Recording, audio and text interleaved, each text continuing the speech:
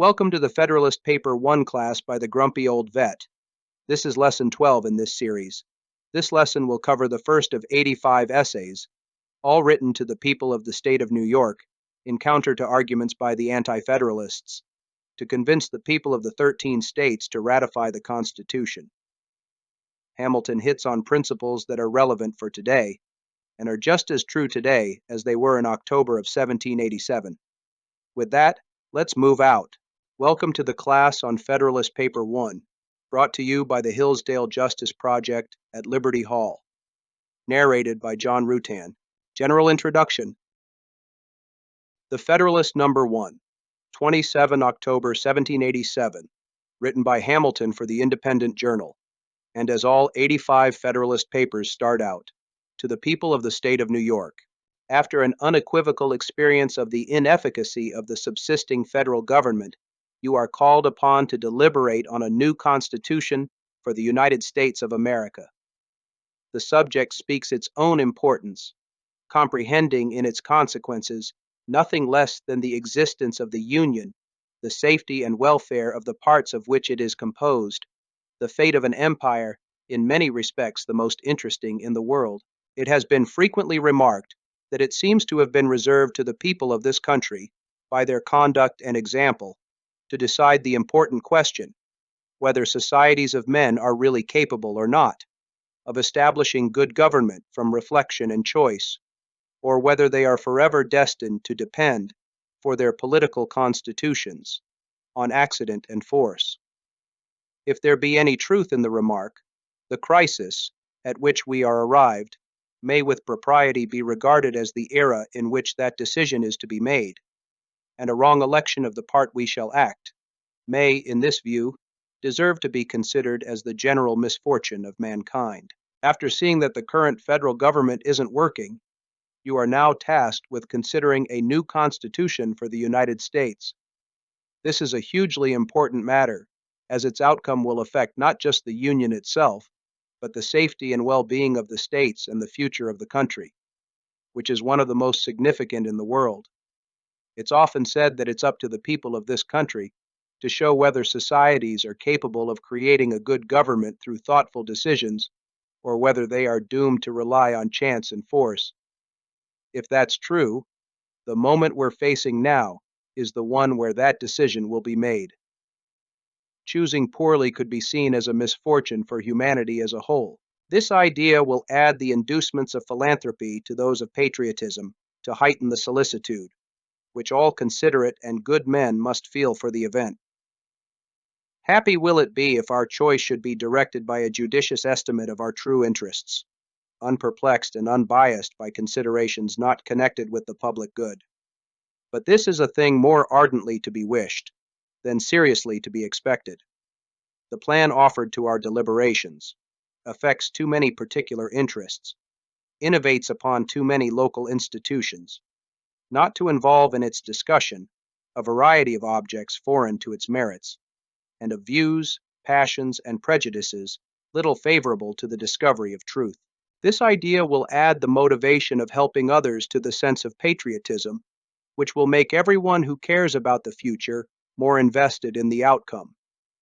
It would be great if our decision is guided by a careful consideration of what's truly best for us, free from distractions or bias. But this is something we hope for more than expect.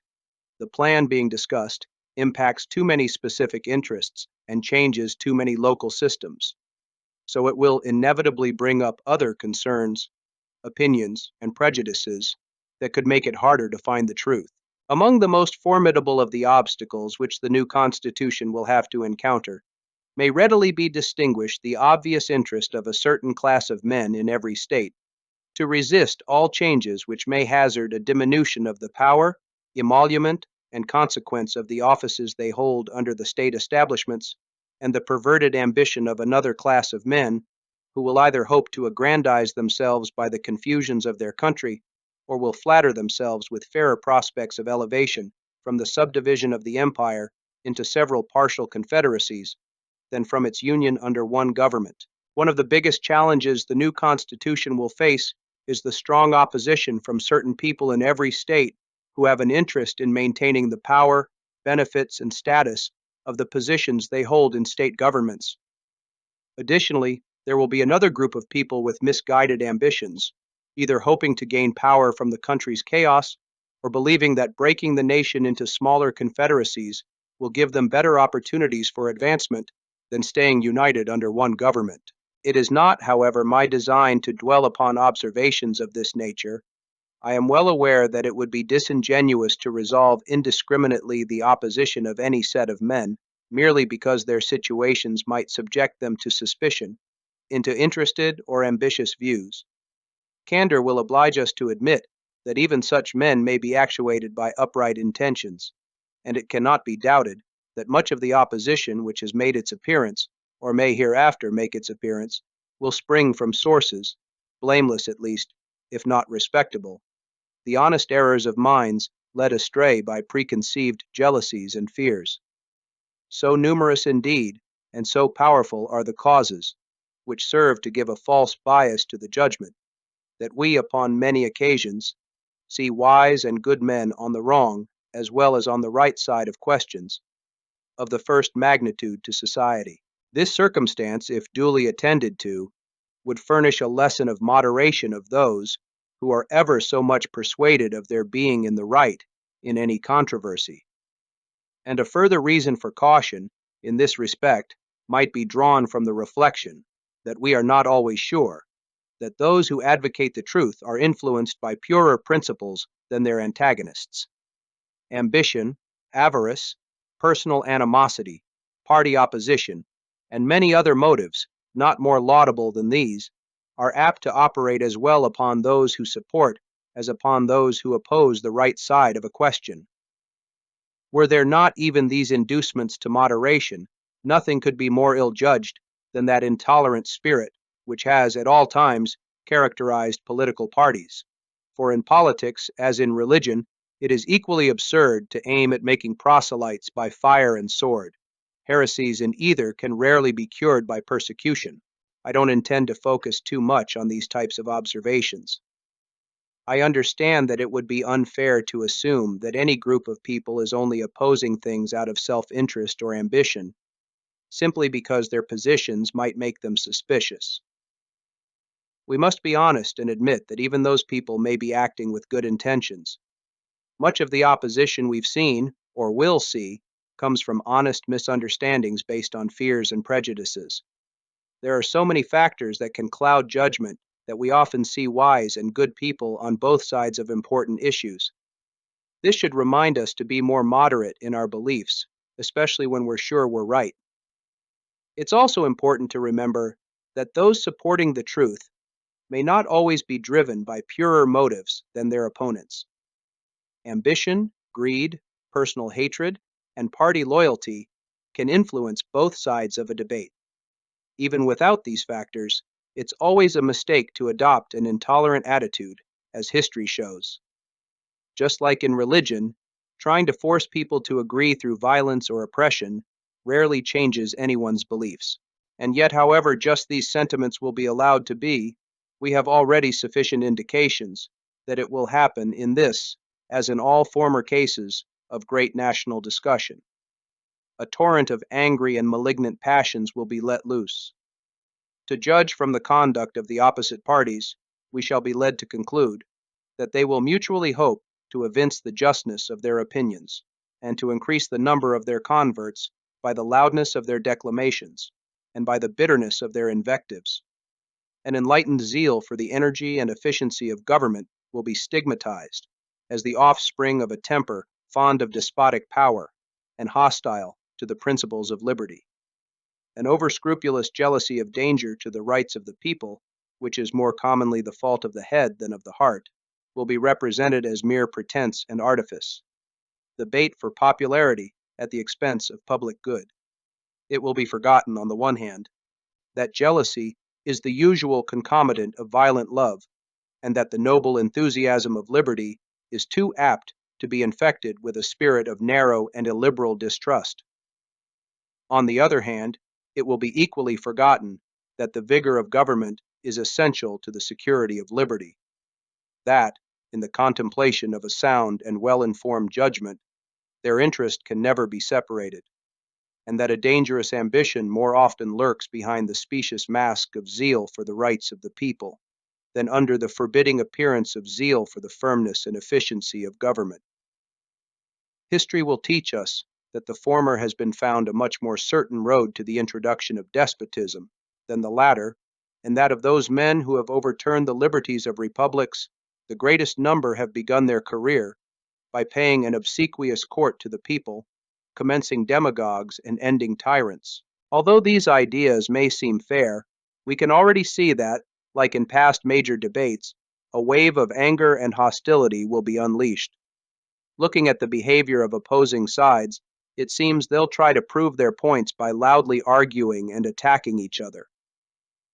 Support for a strong government will be criticized as an attempt to gain excessive power and oppose liberty. Those who are overly cautious about protecting people's rights will be accused of using that concern to gain popularity at the expense of the public good. People will forget that jealousy often comes with passionate love for liberty, and that sometimes enthusiasm for freedom can lead to suspicion and distrust. They'll also forget that a strong government is necessary to protect liberty, and that in reality, these two interests are connected. Dangerous ambitions are often hidden behind the appearance of fighting for people's rights, rather than supporting strong, efficient government.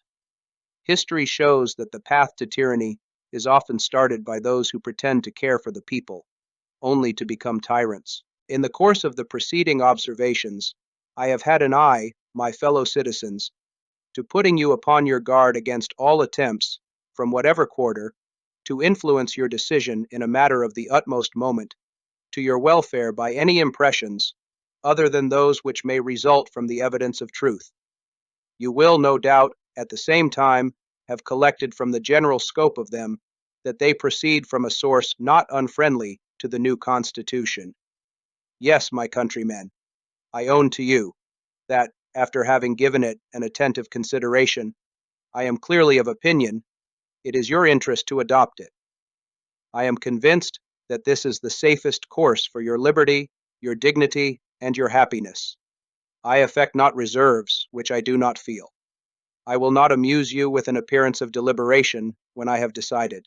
I frankly acknowledge to you my convictions, and I will freely lay before you the reasons on which they are founded. The consciousness of good intentions disdains ambiguity. I shall not, however, multiply professions on this head.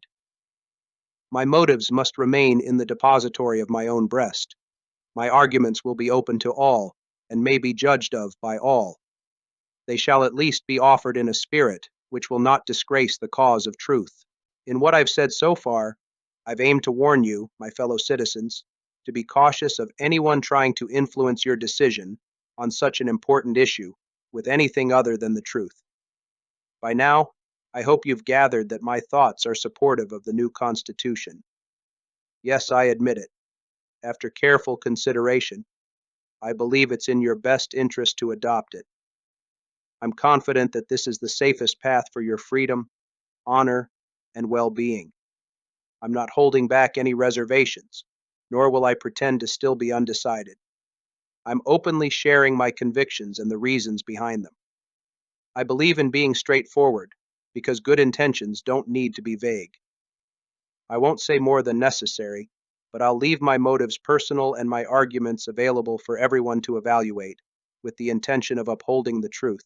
I propose in a series of papers to discuss the following interesting particulars: the utility of the Union to your political prosperity, the insufficiency of the present Confederation to preserve that Union, the necessity of a government at least equally energetic with the one proposed to the attainment of this object, the conformity of the proposed Constitution to the true principles of republican government, its analogy to your own state constitution, and lastly, the additional security which its adoption will afford to the preservation of that species of government, to liberty and to property.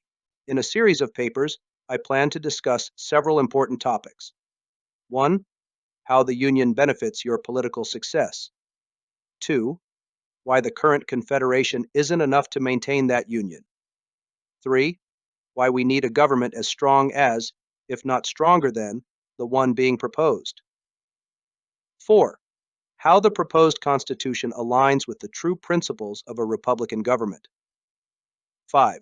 How it compares to your state constitution. 6.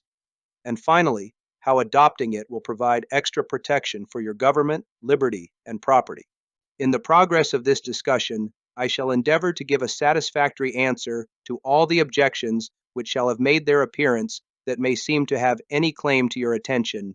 As this discussion progresses, I will try to address and respond to all the objections that seem worthy of your attention. It may perhaps be thought superfluous to offer arguments to prove the utility of the Union, a point no doubt deeply engraved on the hearts of the great body of the people in every state, and one which it may be imagined has no adversaries.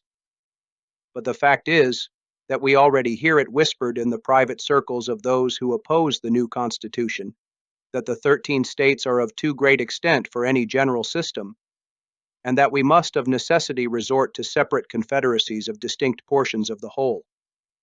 This doctrine will, in all probability, be gradually propagated, till it has votaries enough to countenance an open avowal of it. For nothing can be more evident, to those who are able to take an enlarged view of the subject, than the alternative of an adoption of the new Constitution, or a dismemberment of the Union. It will therefore be of use to begin by examining the advantages of that union, the certain evils and the probable dangers to which every state will be exposed from its dissolution. This shall accordingly constitute the subject of my next address. Publius. Some may think it's unnecessary to argue for the importance of the Union, since most people in every state already understand it and support it. However, there are some who are quietly suggesting that the 13 states are too large for one system, and that we should divide into separate confederacies. This idea will likely spread, gaining more support until it's openly promoted. It's clear, though, that we face a choice between adopting the new Constitution or breaking up the Union. So it's important to first look at the benefits of staying united and the serious problems and risks each state would face if the Union falls apart. I'll discuss this in my next paper. Publius. Summary. Federalist Paper 1, written by Alexander Hamilton, introduces the series of essays that aim to persuade the public to support the ratification of the U.S. Constitution. The key principles and ideas in this paper include: 1. Importance of the decision. Hamilton emphasizes that the decision to adopt the new Constitution is crucial, as it will affect the future of the United States, its unity, and the welfare of its citizens. 2. Need for a stronger government. The current Articles of Confederation are insufficient to maintain order and stability in the nation. The proposed Constitution provides a necessary framework for a more effective and energetic federal government. 3. Warning against factionalism. Hamilton warns against the influence of political factions, which might undermine the government. He stresses the need for reasoned and thoughtful debate, rather than allowing personal ambitions or partisanship to dominate. 4. Appeal to rationality and public good. Hamilton urges citizens to consider the evidence and reasoning behind the proposed Constitution, putting aside personal biases or prejudices. He argues that adopting the Constitution is in the best interest of the nation's prosperity and security. 5. The threat of division. Hamilton cautions that without a strong, united government, the country could fall into disarray, leading to potential civil unrest or disintegration of the Union. In summary, Federalist Paper 1 sets the stage for the arguments to follow by stressing the gravity of the decision to adopt the Constitution, the weaknesses of the current government, the dangers of factionalism, and the importance of unity and rational deliberation. That concludes the 12th class in this series on Federalist Paper 1. I hope you found this information helpful and entertaining. I will see you in Class 13, where we will cover Federalist Paper 10. Fall out!